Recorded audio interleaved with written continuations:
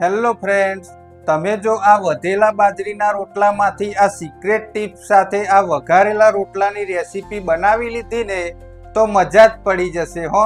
તો પરફેક્ટ માપ સાથે રેસીપી જોવા માટે આ વિડીયોને જોવો એન્ડ સુધી.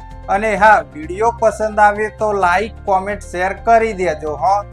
તો ફ્રેન્ડ્સ, આ વઘારેલો રોટલો બનાવવા માટે આપણે પહેલા 3 મીડિયમ સાઈઝની ડુંગળીને આ રીતે મીડિયમ કટિંગ કરી લઈશું.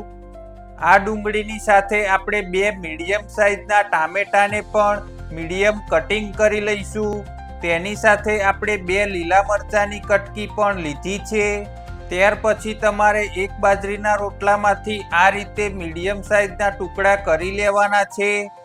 તો આપણે આ રોટલાના વઘાર માટે એક પેનમાં 2 ચમચી બટર અને 2 મોટી ચમચી તેલ ગરમ કરીશું.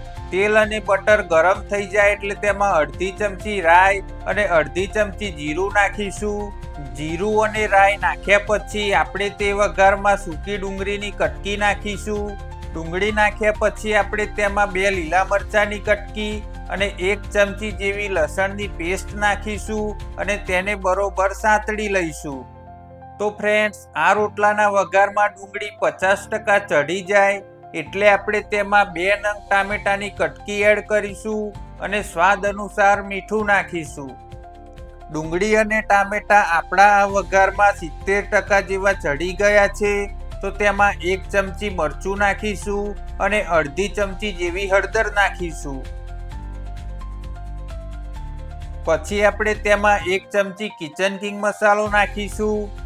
પછી આપણે તેમાં અડધી ચમચી કાશ્મીરી મરચું નાખીશું. પછી આપણે તેમાં 1 ચમચી કસૂરી મેથી નાખીશું. તો ફ્રેન્ડ્સ, સિક્રેટ ટિપ્સ એ હતી કે આ મસાલાની સાથે આપણે 1 ચમચી જેવો પાવભાજીનો મસાલો નાખીશું અને 1 ચમચી ધાણા જીરું પાવડર નાખીશું. તો ઘણી રેસીપીમાં બધા આ પાવભાજીનો મસાલો વાપરતા નથી. આ મસાલો નાખવાની ટિપ્સ કેટરસ સ્ટાઇલ સિક્રેટ છે. તો તમે એકવાર આ પાવભાજીનો મસાલો નાખીને વઘારેલો રોટલો બનાવી જોજો.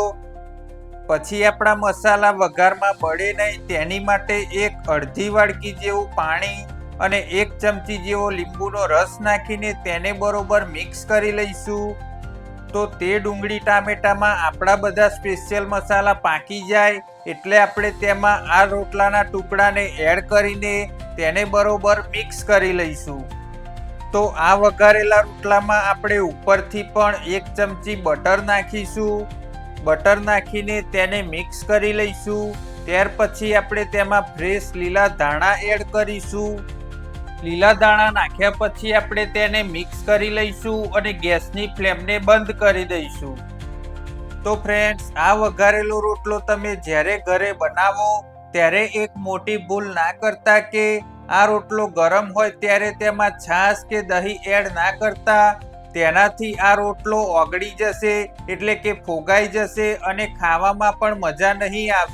તો આ વઘારેલા રોટલાને આપણે ડુંગળી અને એક્સ્ટ્રા દહીં સાથે ખાઈશું. રેસીપી પસંદ આવી હોય તો લાઈક, કોમેન્ટ, શેર કરી દેજો હો.